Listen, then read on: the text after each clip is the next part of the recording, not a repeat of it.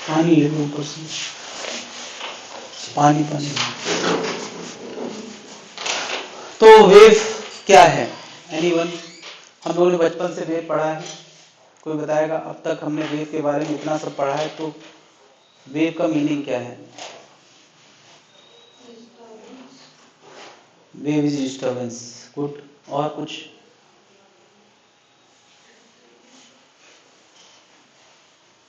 हाँ बोलो, जो मन में हो बोल सकते हैं।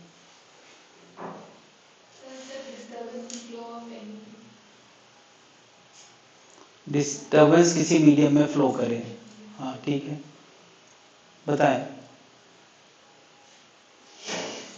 कैलकुलेट करके बताना है क्या? तो ऐसे ही बताओ।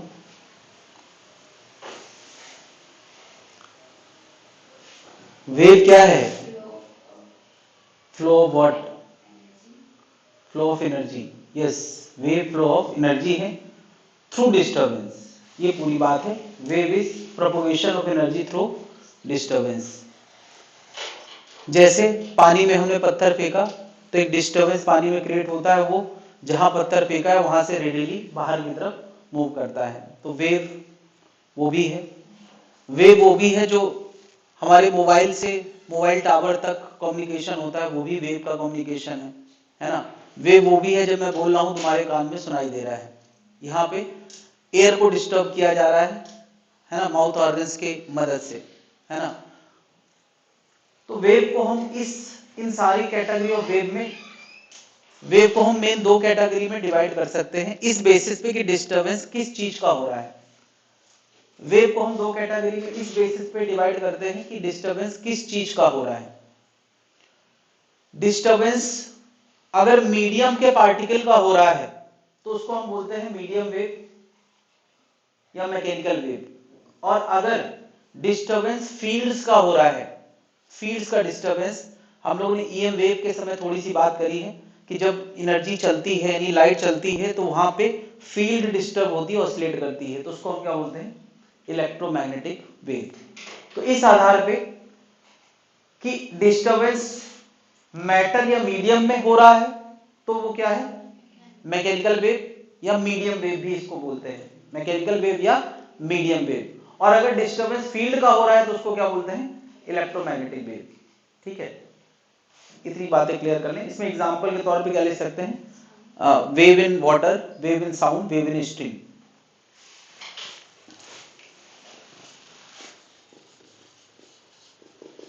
मैकेनिकल के एग्जांपल ले सकते हैं, wave in water, sound in air. Sound जल्दी एयर में हमें सुनाई देती, साउंड लिख दो बस। साउंड एक्चुअली तीनों मीडियम में चल सकता है। और मैंने क्या बताया? वेव इन स्ट्रिंग, धागे में अगर ऑसिलेशन पैदा कर दो तो वो धीरे धीरे एक जगह से दूसरी जगह। दूसरा क्या है? ईएम वेव के एग्जांपल। तो ईएम वेव के एग्जांपल हम लोग इलेक्ट्रोमैग्नेटिक वेव वाले टॉपिक में पढ़ चुके हैं। उसमें कुछ नाम थे, radio wave, visible light, UV, X rays, gamma rays. ये सारी चीजें जो हम लोगों ने ईएम वेव के समय पढ़ी थी, ये सब ईएम वेव्स हैं। और देखा जाए तो इसमें कैटेगरी हमने उसकी एनर्जी के आधार पे, फ्रीक्वेंसी के आधार पे किया है, वरना सबकी कैरेक्टरिस्टिक एक ही जैसी होती है। सबके अंदर इलेक्ट्रिक फील्ड का वेरिएशन होता है जब ये प्रोपोगेट करती है। ठीक है, तो ऑल ईएम वेव में क्या खास बात है कि उसमें मीडियम के पार्टिकल डिस्टर्ब नहीं होते, वहां की फील्ड डिस्टर्ब होती है।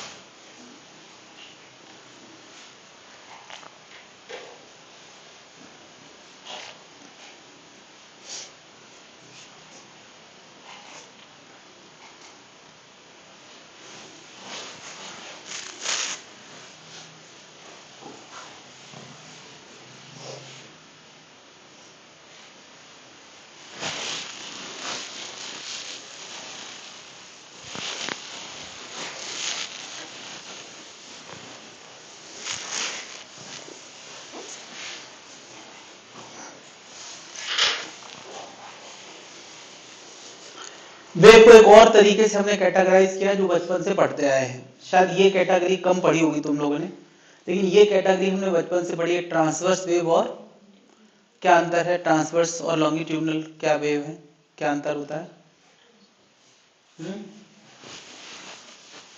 एनीवन? अरे ये तो पढ़ा ही है हम लोगों ने, बताएं। ऐसे ऐसे वैसे वैसे कुछ भी इशारा करके भी बताओगे तो मैं समझ जाऊंगा। बताएं। हाँ, बताएं। हाँ, कंफ्यूजन वाला भी बता सकते हैं, उसने तो इशारे वाला बताया है, तुम फिर भी वर्ड्स बताने वाले। बताओ, बोलो। गॉड, ये कोई पहली बार थोड़ी आया है, 7th 6th 8th 9th सब में थोड़ा थोड़ा कुछ आता है। जब वेव पढ़ते हैं तो पहली कैटेगरी यही बताई जाती है, ट्रांसवर्स और। तो वेव क्या है? Propagation of energy through disturbance. और वो डिस्टर्बेंस अगर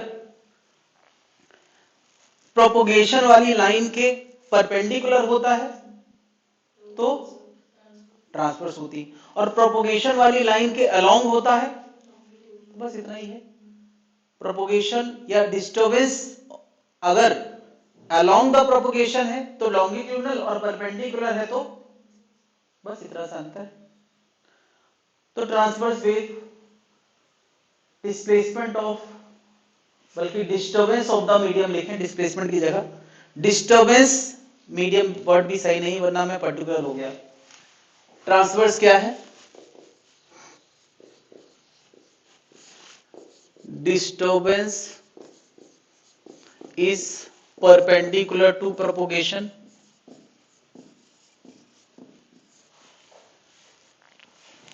और लॉन्गिट्यूडनल क्या है?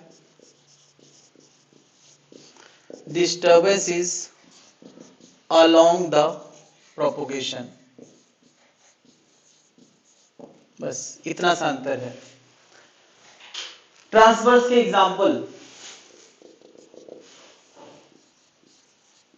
वेव इन स्ट्रिंग, धागे में जो वेव हम लोग क्रिएट करेंगे वो, और ऑल ईएम वेव। नेचर में जितनी भी इलेक्ट्रोमैग्नेटिक वेव है उन सब का नेचर कैसा होता है? ट्रांसवर्स। क्यों? हमने देखा था कि फील्ड का जो डिस्टर्बेंस होता था वो एनर्जी प्रोपोगेशन के परपेंडिकुलर होता था। सारी ईएम वेव, चाहे वो रेडियो वेव हो, चाहे एक्सरे, चाहे गामा रेज, सब कैसी हैं? Transverse in nature. हालांकि उसमें डिस्टर्बेंस मीडियम का ना हो कि किसका होता है? फील्ड का होता है। लॉन्गिट्यूडनल क्या हो गई? Sound wave one and only one example है जो कैसा है? लॉन्गिट्यूडनल है ना। पानी में जो लहर पैदा होती है उसमें थोड़ा मिक्स मामला होता है, इसलिए उसका एग्जाम्पल कहीं फिट नहीं हो रहा है इसमें। तो इतना सब कुछ हमने पढ़ा है, देखा है, लेकिन मैं अभी देखने को भी जूम लेवल पे बताने की कोशिश कर रहा हूं। हम लोगों को अपना टॉपिक अभी शुरू करना है, ट्रांसवर्स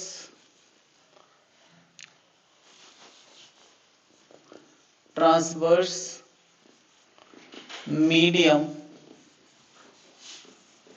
साइनोसाइडल वेव से, और वो भी कहां? In string. यानी अब से लगा के अगले 2 घंटे जो डिस्कशन होने वाला है, कुछ आज कुछ अगली क्लास में, नहीं तुम कहोगे सर आज 9 बजे छोड़ेंगे, ये हटा दे। वो सारा किसका होने वाला है? ट्रांसवर्स वेव का। ट्रांसवर्स में भी इलेक्ट्रोमैग्नेटिक नहीं, मीडियम वेव का, बल्कि ईएम वेव तो हमें पढ़ना ही नहीं, वो पढ़ चुके जितना पढ़ना। ट्रांसवर्स मीडियम मतलब पार्टिकल में डिस्टर्बेंस होगा, और किस तरह का? साइनोसाइडल होगा। साइनोसाइडल, और वो भी हमें किस में दिमाग में इमेजिन करना है? धागे में। ठीक है, यानी ये हमें इमेजिन करना है किसी धागे के अंदर, क्योंकि वेव इन स्ट्रिंग ही हमें पढ़ना है एक्चुअली। हटा दे भाई लोग।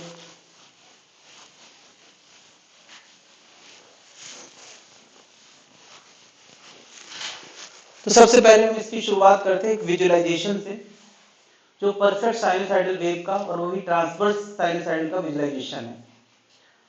उसी के बाद ही हम कुछ बातें, कुछ डेफिनेशन से इन्वॉल्व करा पाएंगे। देखिए जरा, यहाँ पे पार्टिकल ऑसिलेट कर रहा है ऊपर नीचे, थोड़ी देर बाद वो ऑसिलेट कर रहा है, थोड़ी देर बाद वो ऑसिलेट कर रहा है। इसका मतलब एनर्जी एक्स एक्सिस के अलोंग मूव, एनर्जी चल रही है, जो इन पार्टिकल को चला रही है वो एनर्जी है। तो एनर्जी लेफ्ट से राइट जा रही है, लेकिन पार्टिकल का ऑसिलेशन कहाँ है? ऊपर से नीचे है। हालांकि तुमने बचपन से लेके अब तक किताबों में जो वेव देखी है वो यहाँ नजर नहीं आ रही है। कोई बात नहीं, मैं पार्टिकल और बढ़ाता हूँ तो वो भी नजर आएगा। कि ये सारे पार्टिकल ऊपर नीचे ऑसिलेट कर रहे हैं, कोई पार्टिकल लेफ्ट से राइट नहीं जा रहा है, अपनी जगह पे ही ऊपर नीचे ऑसिलेट कर रहे हैं। फिर भी क्या बताओ, इन सारे पार्टिकल को जब हम ग्रुप में देखते हैं तो क्या एक चेहरा नजर आता है, एक फेस नजर आता है जो धीरे धीरे आगे बढ़ रहा है। अभी स्पष्ट नजर आया कि नहीं? हम लोगों ने पढ़ा बहुत है, बट कभी ये विश्वास नहीं हुआ कि मीडियम के पार्टिकल अपनी जगह पे रहते हैं और एनर्जी लेफ्ट से राइट जाती है। कैसा दिख रहा है तुम लोगों को? मैंने खुद बनाया, 7-8 घंटे लगा था इसको बनाने में, और पिछले 12 साल से दिखा रहा हूँ। बात क्लियर है भाई? सारे पार्टिकल ऊपर नीचे ऑसिलेट कर रहे हैं, फिर भी हमें लग रहा है कुछ तो राइट जा रहा है। तो वो कुछ तो क्या है? वो इस पार्टिकल से बना हुआ एक फेस है जो धीरे धीरे एनर्जी के प्रोपोगेशन की वजह से बदलता हुआ चेहरा नजर आता है। पहले इधर थी वो एनर्जी, फिर उधर। वो एनर्जी इन पार्टिकल में सवार होके चल रही है। हम कह सकते हैं वो पार्टिकल पे एनर्जी सवार हो जाती है और एनर्जी उसी पार्टिकल के थ्रू आगे बढ़ती है। बात क्लियर है?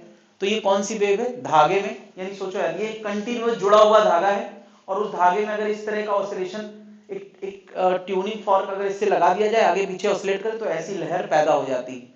धागे में कहीं कहीं पार्टिकल दूर चले जाते हैं, वहां धागा स्ट्रेच हो जाता है, और कहीं कहीं पार्टिकल पास आ जाते हैं, वहां कंप्रेस हो जाता है। यानी एक कनेक्टेड धागे में ऐसी वेव जनरेट होगी, और उस धागे का हर पार्टिकल ऊपर नीचे ही ऑसिलेट करेगा। क्या जनता समझ पा रही है?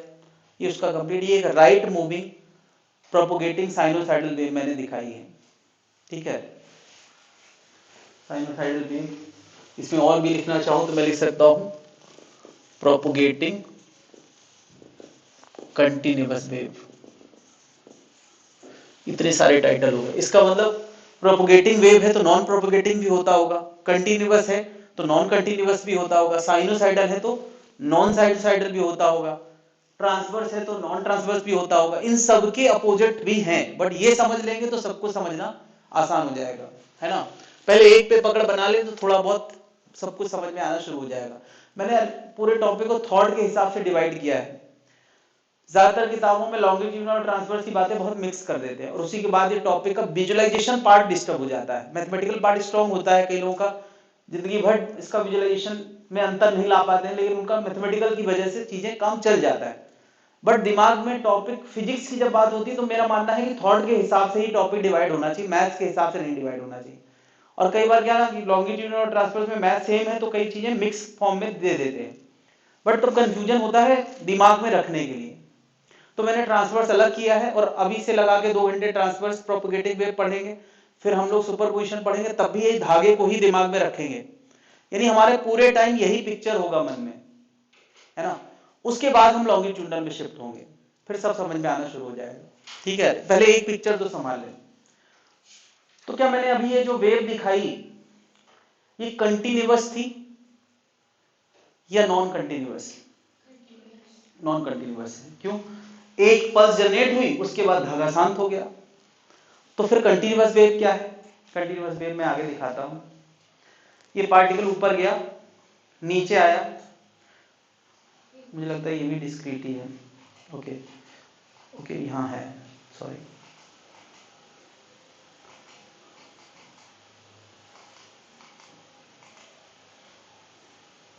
पार्टिकल ऊपर गया, बीच में आया, नीचे गया। ठीक है, इस पे ध्यान से देखना। फिर मीन पे आके फिर ऊपर चल दिया, इसमें नहीं आ पाया, सॉरी। इधर देखते हैं, पार्टिकल ऊपर गया, एक्सट्रीम पे गया, मीन पे आया, नीचे गया, ठीक है, फिर ऊपर गया यहाँ पे, फिर इसके बाद ऊपर गया, यहाँ आया, फिर नीचे आ रहा है, यहाँ आया, फिर नीचे गया, यहाँ आया, फिर ऊपर चल दिया, वापस अपनी जगह पे यहाँ आया, फिर ऊपर गया, यहाँ आया, मैंने यहाँ पार्टिकल दिखाया नहीं, लेकिन इस पूरे धागे के पीछे क्या है, पार्टिकल है। मैं धागे की ही पार्टिकल की बात करूं, इस सब ऊपर नीचे ऑसिलेट कर रहे हैं, मैंने एक जगह दिखा दिया, तुम समझो सब जगह है। ये क्या है, माइनस इनफाइनाइट से प्लस इनफाइनाइट तक हर पार्टिकल अंडर डिस्टर्बेंस है, तो ये कैसी हो गई, कंटिन्यूअस वेव। मतलब इसमें कोई एक पल्स जनरेट नहीं हुई है, ये बहुत सारे पल्स से मिलकर बनी हुई वेव है। और यहाँ भी हर पार्टिकल कहाँ चल रहा है, ऊपर नीचे, फिर भी हमें एक ट्रेन आगे जाती हुई नजर आ रही है। अच्छा, ये चलती रहेगी, रुकती नहीं है, तो मैं इसको चला नहीं पाया देर तक, बट ये कंटिन्यूअस प्रोपोगेटिंग वेव है। तो यार कुछ नाम यहाँ इन्वॉल्व होने वाले हैं। सबसे पहले मैं एक नाम देने वाला हूं, वन वेव या वन वेव पल्स। आमतौर पे वन वेव का मतलब तो पूरी वेव होता है, लेकिन उसको सिंपली हम वेव कह देते हैं। वन वर्ड लगा दिया जाए, वन वेव, तो इसका मतलब कोई ऐसी वेव है जो रिपीटिंग पैटर्न वाली वेव है। क्या ये एक रिपीटिंग पैटर्न वाली वेव है, साइनोसाइडल वेव है? तो इसमें यार वन वेव हम आमतौर पे एक बेसिक शेप को बोलेंगे जो रिपीट होता है, one basic structure that repeat. तो एक स्ट्रक्चर को जिसमें हर तरह के डिस्प्लेसमेंट मौजूद हो, उसको हम क्या बोल देते हैं, one basic structure have all displacement, all possible displacement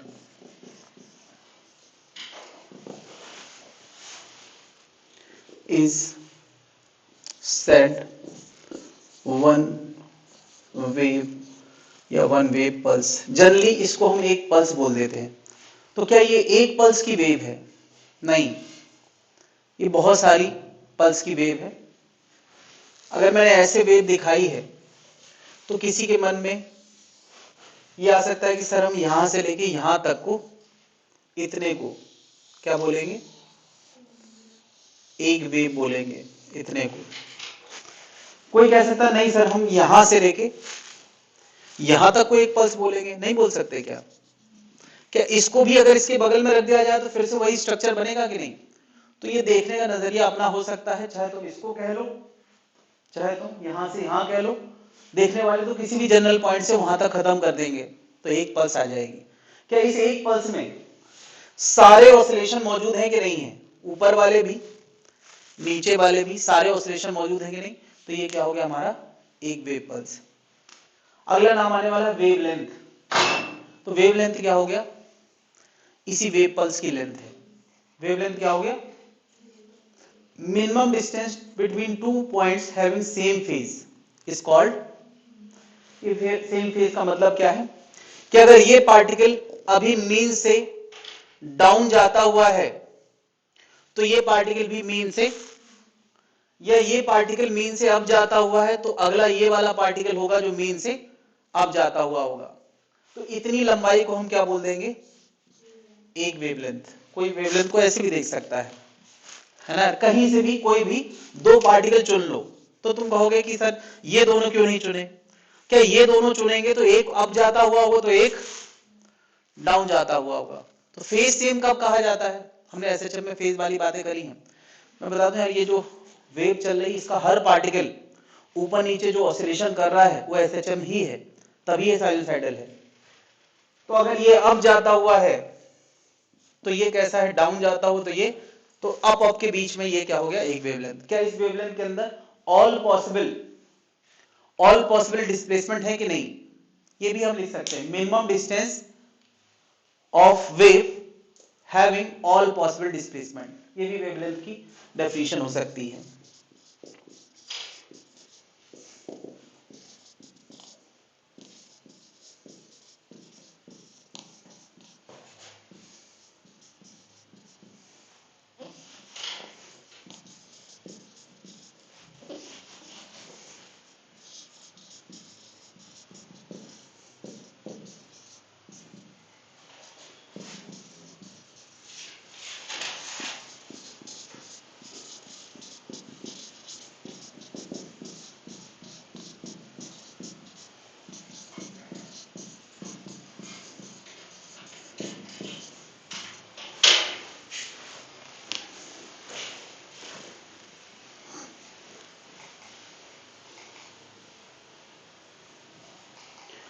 अगले नाम, जैसे मैंने कहा एम्पलीट्यूड क्या होता है, तो क्या ये एसएचएम में पढ़ चुके हैं? एक पार्टिकल अपने मीन से जितना दूर ही जाता है उसी को हम क्या बोलते हैं? एम्पलीट्यूड। ये भी डेफिनेशन पहले से क्लियर है। टाइम पीरियड क्या होता है? तो हम लोग यार टाइम पीरियड भी पहले पढ़ चुके हैं। टाइम पीरियड क्या होता है? हाँ, एक ऑसिलेशन का टाइम, एक ऑसिलेशन का टाइम पीरियड होता है। बट अब मैं टाइम पीरियड को एक और तरीके से डिफाइन करने वाला हूं।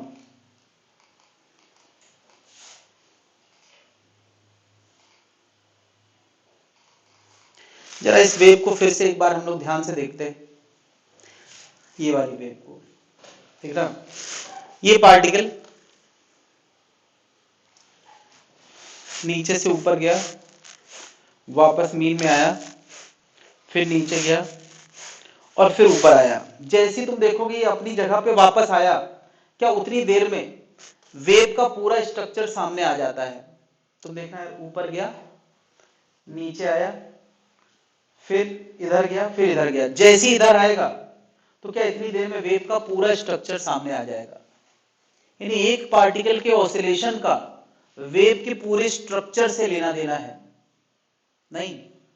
तो हम ये नहीं कह सकते इस पॉइंट से इस पूरे स्ट्रक्चर को पार करने में जितना समय लगा है वही टाइम पीरियड है। क्या ये भी तो डेफिनेशन बनाई जा सकती?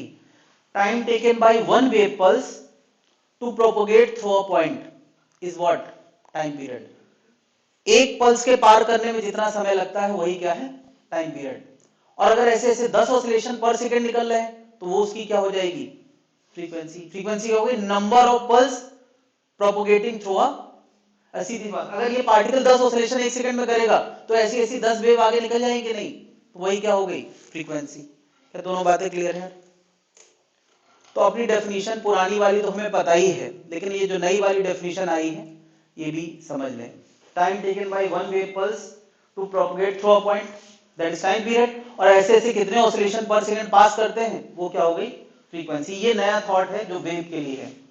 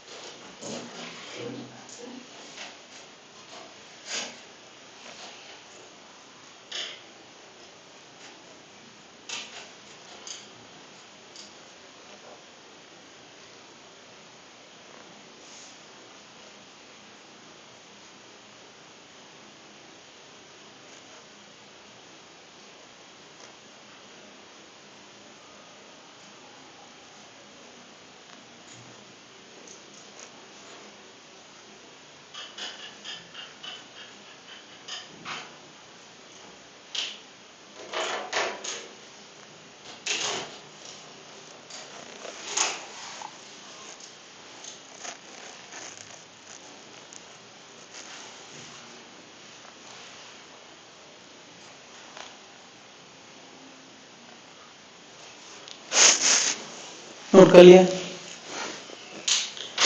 वेव स्पीड का क्या मतलब है, तो वो नाम से ही समझ में आ रहा है, जिस स्पीड से वेव एक किनारे से दूसरे किनारे जा रही होती है। यहां दो स्पीड की बात आएगी, इसी पहले क्लियर कर लें। एक उस एनर्जी के चलने की स्पीड है और एक पार्टिकल के ऑसिलेशन की स्पीड है। तुम्हें क्या लगता है, पार्टिकल के ऑसिलेशन की स्पीड कांस्टेंट होती है या वेरिएबल?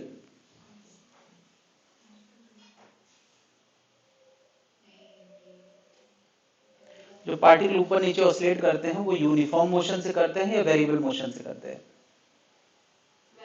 वेरिएबल। क्यों? मैंने अभी तो बोला कि उन पार्टिकल का मोशन एसएचएम होता है, एसएचएम के दौरान सबसे ज्यादा स्पीड सेंटर पे होती है, ऊपर जाने पे कम होती है, फिर नीचे आने पे जीरो होती है, तो वो मोशन कैसा है, वेरिएबल। दूसरी बात, जब ये वेव लेफ्ट से राइट जा रही थी, मैंने अभी चलते हुए दिखाया था, क्या जब ये वेव, ये जो पैटर्न लेफ्ट से राइट जाता है, ये वाला, ये लेफ्ट से राइट जा रहा होता है, बल्कि इसके बजाय इस पे देखें तो ज्यादा समझ में आएगा। ये पैटर्न जब लेफ्ट से राइट जाता है तो वो यूनिफॉर्म मोशन से जाता है वेरिएबल?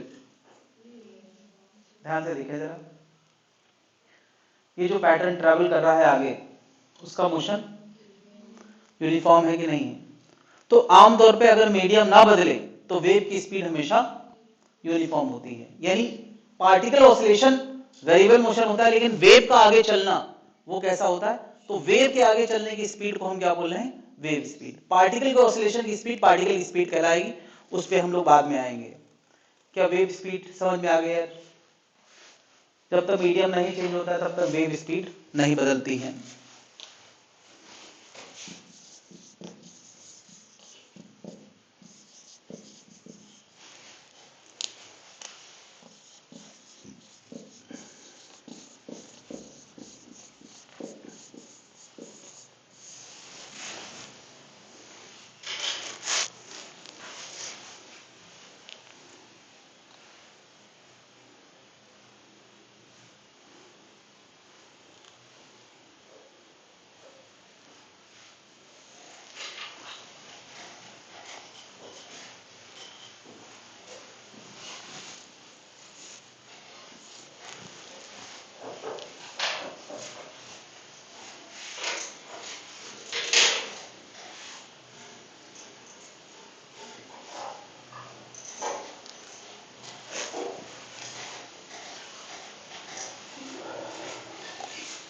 मैंने अभी यार बार बार ये एनिमेशन दिखा के ये समझाने की कोशिश करी है कि जितनी देर में एक पार्टिकल अपना पूरा ऑसिलेशन करता है, ऊपर जाके बीच में आके नीचे आके, क्या उतनी देर में एक पल्स आगे बढ़ जाती है? क्या ये सबने देखा है?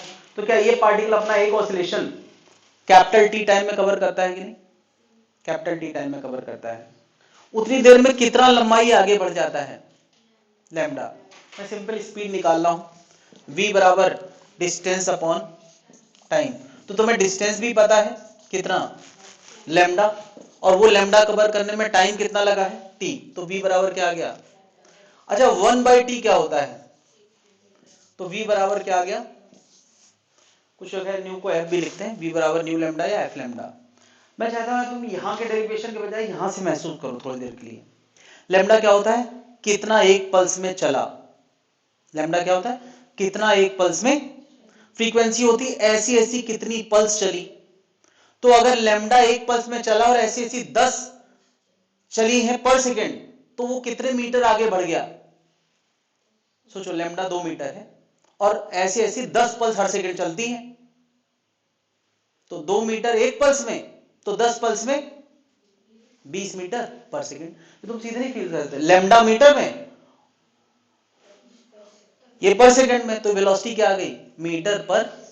ये सीधे फील करो यार, v equal to nu lambda बहुत फेमस फार्मूला है, हम लोगों ने 9-10 में खूब अच्छे से रटा है मीटर पर। लेकिन मैं फील कराना चाह रहा हूँ, रटा तो है ही, इसमें फीलिंग भी है। हर मैथ्स फिजिक्स में यार यही बात है, हर मैथ से फीलिंग अटैच्ड है।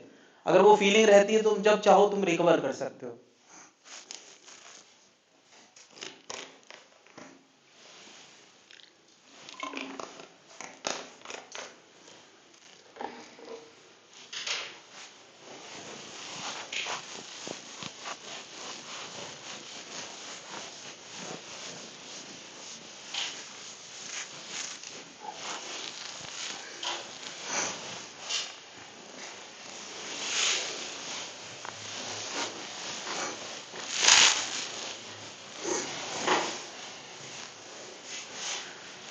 आगे चल के हम दो नाम इन्वॉल्व कराने वाले हैं।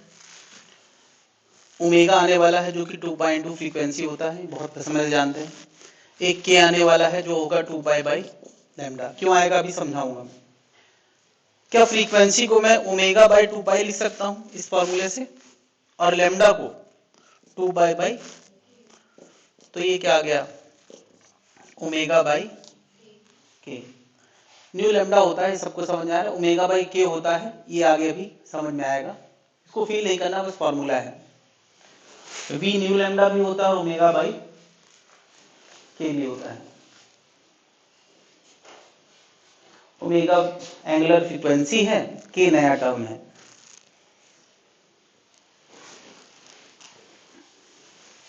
ओमेगा एंगुलर फ्रीक्वेंसी है, ये नाम हमने पहले भी सुना है एसएचएम में। और ये इसको क्या बोलते हैं, एंगुलर वेव नंबर। के क्या है, angular wave number.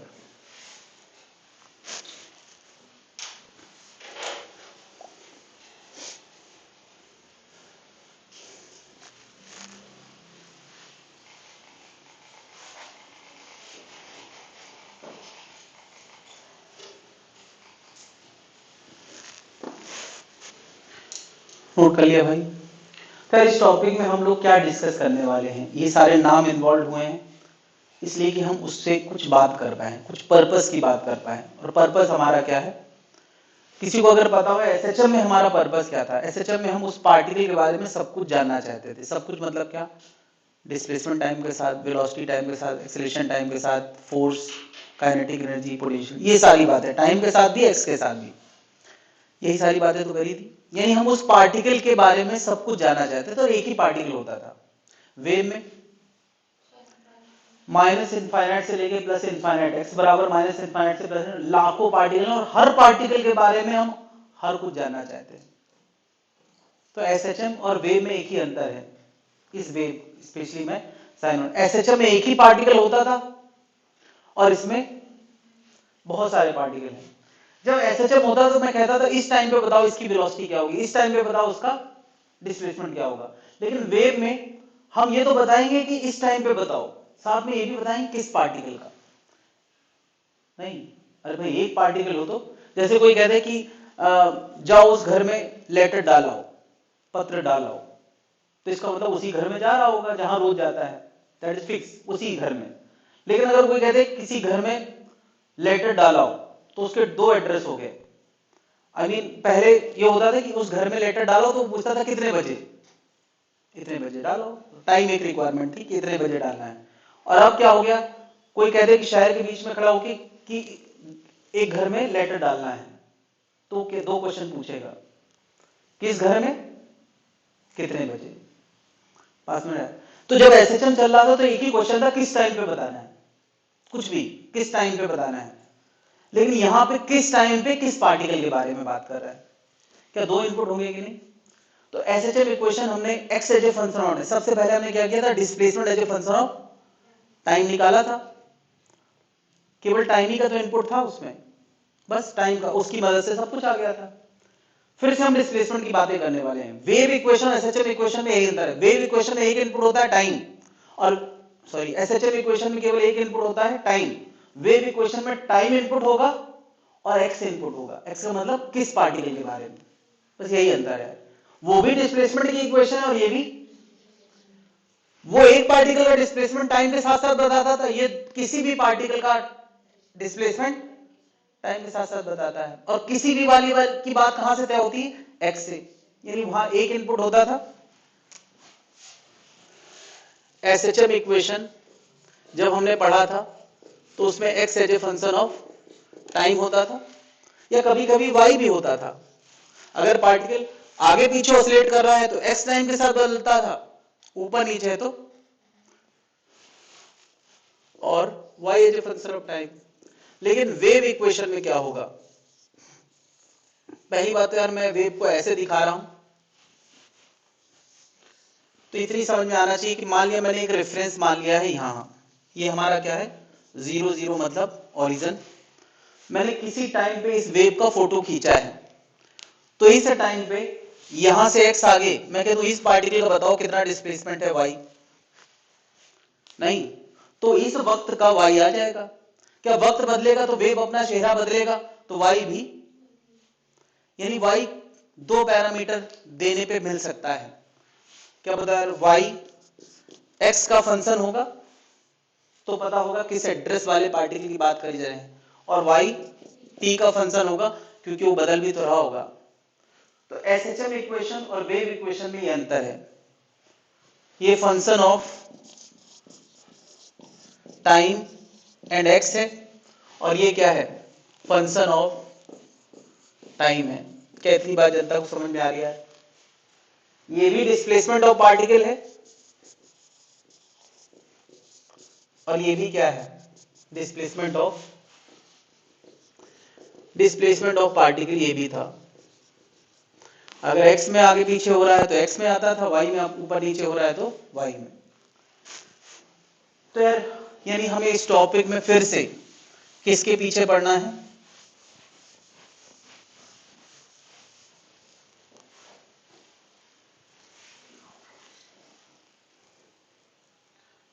x as a function of time, basically y as a function of time. क्यों? क्योंकि पार्टिकल ऊपर नीचे ऑसिलेट कर रहे हैं, तो हमें किसके बारे में बात कर रहे हैं, y as a function of time. तो निकाले कैसे यार, y as a function of, मैं यहां पर एक फिर से फेज कॉन्सेप्ट दिखा रहा हूं, थोड़ा सा अंतर है। पिछली बार हमने x पे ऑसिलेशन किया था तो हमने फेजर की शुरुआत कहीं और से करी थी, इस बार y में ऑसिलेशन है। मैं यहाँ एक घूमता हुआ एरो दिखा रहा हूँ, ध्यान से देखना। ये एसएचएम करता हुआ कोई भी पार्टिकल है, ऊपर नीचे ऑसिलेशन कर रहा है, ठीक है। और उसके साथ साथ मैंने क्या दिखाया, एक चलता हुआ एरो। तुम्हें ये एरो पहले भी दिखाया जा चुका है, किस टॉपिक में, ऑल्टरनेटिंग करंट में। एसएचएम में भी दिखाया गया और एसएचएम में वो आगे पीछे ऑसिलेशन दिखाया था। एसी मैंने कहा था कि क्या ये एरो किसी वक्त इसके हाइट को रिप्रेजेंट करेगा, वहां ईएमएफ होता था या करंट होता था। क्या ये एरो मैंने अगर किसी एंगल पे दिखाया है, ये एंगल बदलेगा तो हम पार्टिकल की सिचुएशन को महसूस कर सकते हैं, और उस एंगल को हम बोलते थे फेज। क्या अगर हमें फेज पता हो तो हम उसका वाई बता सकते हैं। तो क्या ये फेज हर पार्टिकल का एक जैसा नहीं होगा, सबका अलग अलग होगा। यानी ये फेज किसी भी पार्टिकल के लिए एक्स डिपेंडेंट होगा और टाइम डिपेंडेंट होगा। तो अगर हमें phase as a function of time पता चल जाए, यानी क्या पता चल जाए, उसका एंगल, तो हम उसकी हाइट बता सकते हैं। क्या हाइट यानी डिस्प्लेसमेंट पार्टिकल की फेज से रिलेटेड होता है कि नहीं? मैंने यहां पर ये जो एरो दिखाया है वो ए एम्पलीट्यूड का एरो है। क्या ये पार्टिकल मीन से अपने ए एम्पलीट्यूड पे जाता है, फिर जीरो पे आया, फिर माइनस ए पे आया, फिर, तो ये एरो ए लेंथ का है। मैंने अगर किसी वक्त इस पार्टिकल का फेज जान लिया, जो कि किसका फंक्शन होगा, एक्स और टी का, तो क्या उसका वाई बड़े आराम से बताया जा सकता है। कैसे? साइन फेज बराबर क्या, वाई बाई ए। अरे साइन थीटा बराबर क्या होता है, परपेंडिकुलर बाई, तो वाई बराबर क्या होगा, ए साइन फेज। और क्योंकि फाई एक्स और टी का फंक्शन है तो वाई भी एक्स और टी का फंक्शन आ जाएगा कि नहीं? तो मैं ये दिखा रहा हूं क्या, relation between phase and displacement. और साथ ही साथ मैंने ये भी चलाते फेज का मतलब समझाने की कोशिश करी। जब पार्टिकल मीन से ऊपर जाता हुआ है तो फेज कितना है, जीरो। जब पार्टिकल ऑसिलेट करते करते किनारे चला गया तो फेज कितना, बीच में आया, फिर, यानी एक ऑसिलेशन में हम उसको 0 से 2 पाई के बीच में समझ सकते हैं।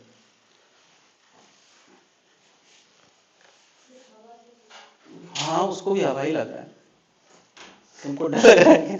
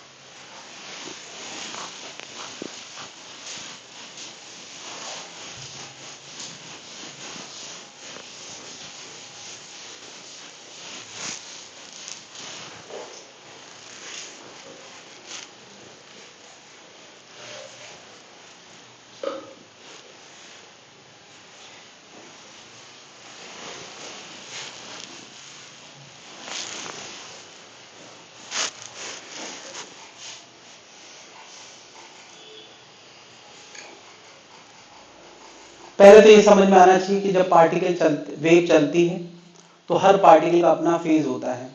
ठीक है, हम लोग फिर से वापस जाते हैं फेज कॉन्सेप्ट को और क्लियर समझने के लिए। मुझे बताओ, ये पार्टिकल 0 फेज पे था, अभी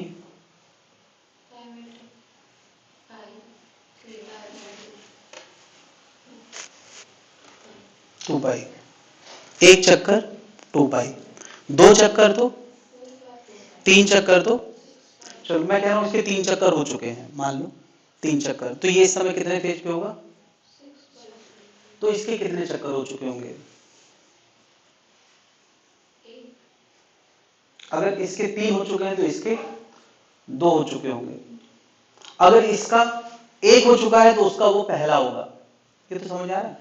इसकी लाइफ में पहला ऑसिलेशन आया है तो इसकी लाइफ में 1 ऑसिलेशन हो चुका है।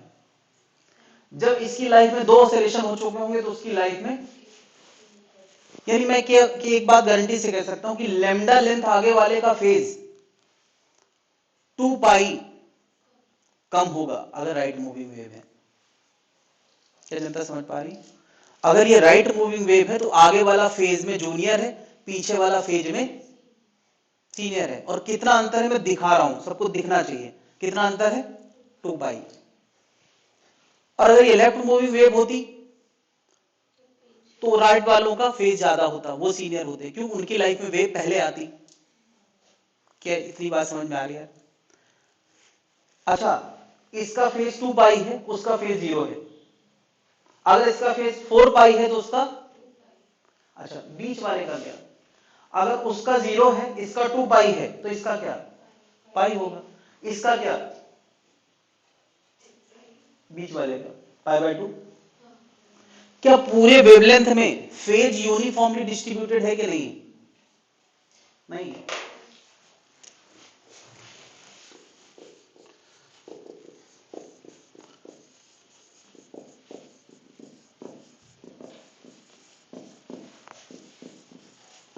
पहले तो ये बात समझ में आना चाहिए। दूसरी बात, in one wavelength there will be a phase difference of 2 पाई। क्या ये सबको समझ आ रहा है? 2 पाई का फेज डिफरेंस एक वेवलेंथ में होगा फॉर राइट मूविंग वेव। मैं यहां डायग्राम ही बना देता हूं। अगर इसको मैं 4 पाई लिख रहा हूं,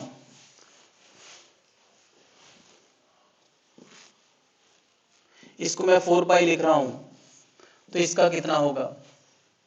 2 पाई। तो इसका कितना होगा? समझ रहे हैं? यानी फेज में आगे वाले जूनियर हैं, क्यों? क्योंकि उसकी लाइफ में फेज बाद में आया। फॉर लेफ्ट मूविंग, अगर लेफ्ट मूविंग वेव है, ऐसे लेफ्ट मूविंग है, ठीक है,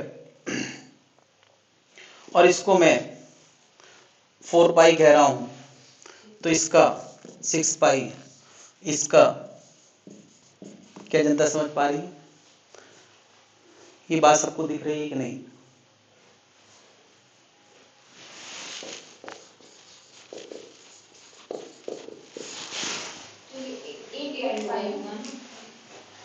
सॉरी,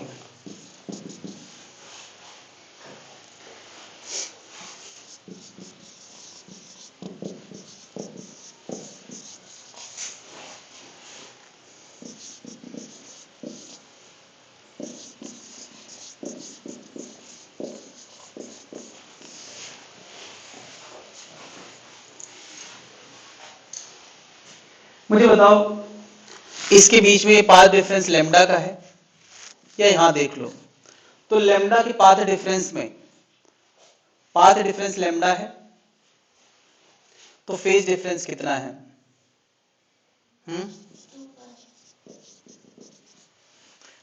2 पाई।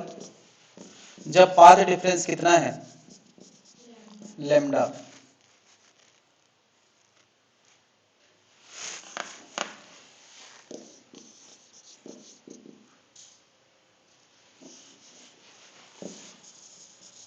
पाथ डिफरेंस लैम्डा तो फेज डिफरेंस, तो जब पाथ डिफरेंस 1 का होगा तो फेज डिफरेंस कितना होगा?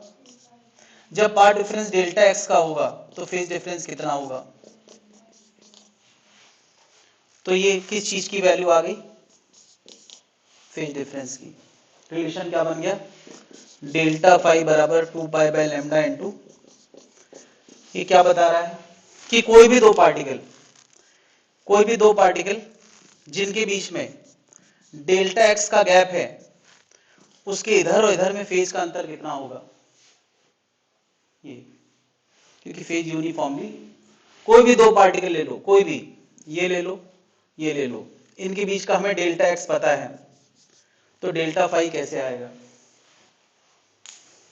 अब तुम समझ लो ऐसे, अगर डेल्टा एक्स की जगह मैं लैम्डा रख देता हूं तो डेल्टा फाई कितना आएगा? जस्टिफाइड है कि नहीं? अगर मैं डेल्टा एक्स की जगह लैम्डा बाई 2 रखता हूं, पाई, डेल्टा एक्स की जगह लैम्डा बाई 4 रखता हूं यानी क्वार्टर वेव, तो ये कितना आएगा? पाई बाई, क्या जनता जस्टिफाई समझ पा रही?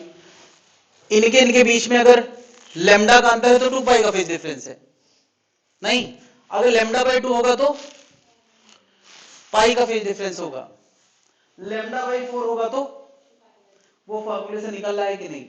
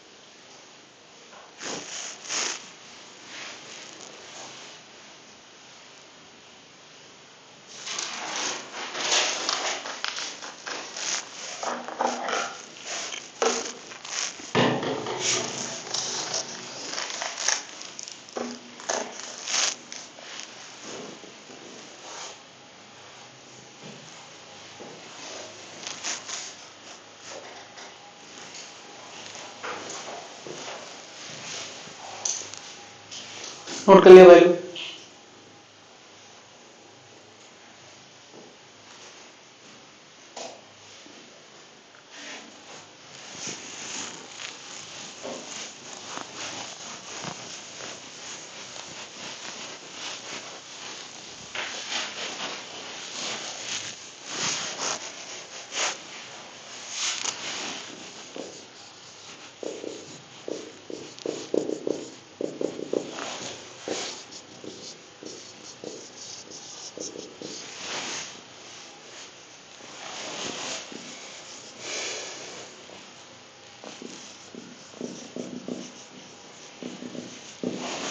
मुझे बताओ, अगर मैं एक वेव में, मैंने एक रेफरेंस ले लिया है, ये कोई भी हो सकता है, मैंने एक रेफरेंस लिया है, ये हमारा पार्टिकल है जो t बराबर 0 पे फोटो खींचने पे ये हमें पूरा वेव मिला है, t बराबर 0 पे, और इसका फेज कुछ है, मतलब वो मुझे नहीं पता, मैंने कहा t बराबर 0 पे x बराबर 0 वाले पार्टिकल का फेज कुछ है, कितना है? डेल्टा। नहीं, एसएचएम में भी हमने ऐसी बात करी थी कि शुरू में जब हमने देखा तो उसका फेज डेल्टा था, तो टी टाइम बाद उसी का फेज कितना हो जाएगा? Delta plus,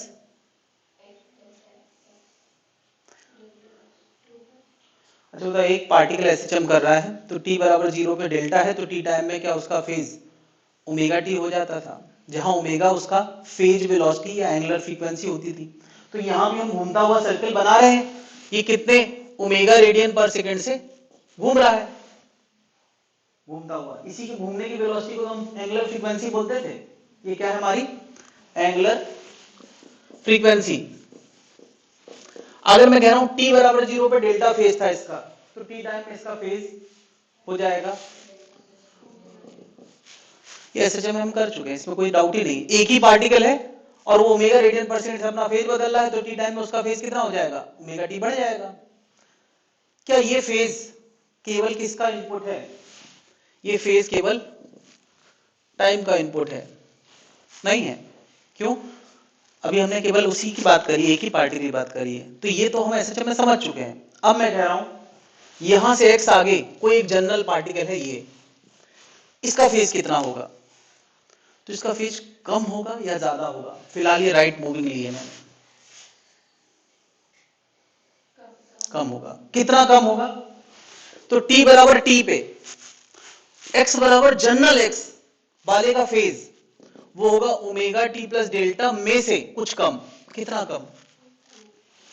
2 pi by lambda into, अभी तो बताया मैंने।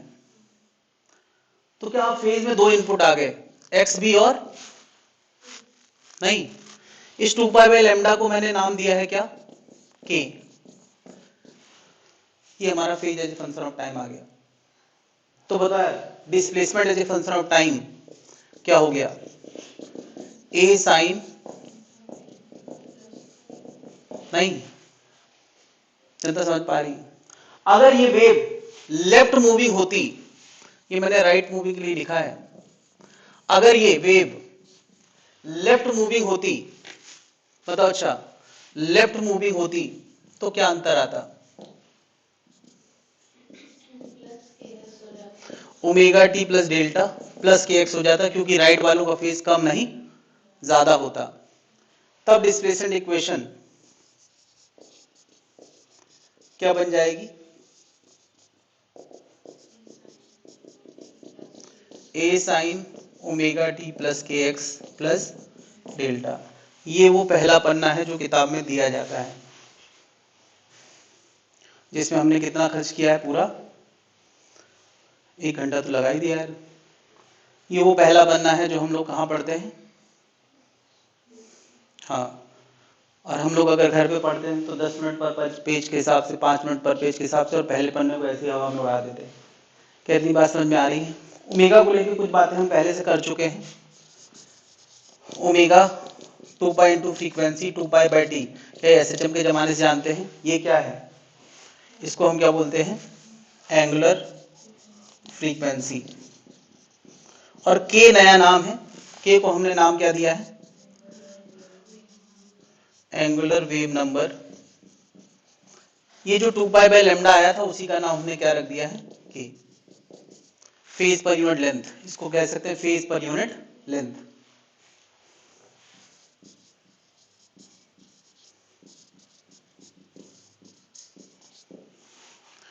ठीक है, तो आज अभी इसका कोई होमवर्क नहीं, अगली क्लास में इसको आगे बढ़ाएंगे और पहला सेक्शन पूरा खत्म हो जाएगा अगली क्लास में।